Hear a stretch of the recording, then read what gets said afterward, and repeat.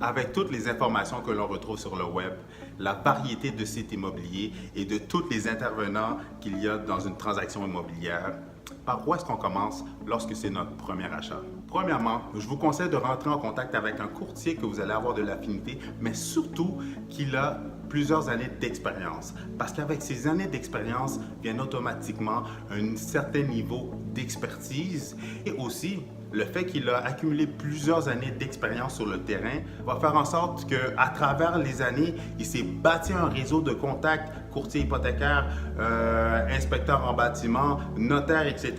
vont être tous des gens dans son réseau qui vont être des gens d'expérience avec lesquels il sait que vous allez être satisfait à la fin de la transaction. Deuxièmement, faites-vous préqualifier, rencontrez un spécialiste hypothécaire. Parce qu'avec le spécialiste hypothécaire, vous allez être en mesure de pouvoir, premièrement, établir un budget, deuxièmement, savoir exactement quel montant maximum que vous ne pouvez pas dépasser, et troisièmement, avec votre spécialiste hypothécaire, vous allez être en mesure de vous faire une simulation pour voir exactement avec quel montant de versement hypothécaire que vous êtes confortable de payer. Troisièmement, je vous conseille d'établir vos besoins, déterminer c'est quoi vos priorités, et faites une liste aussi, essayez de voir quelles sont les choses que vous êtes prêtes à faire un compromis.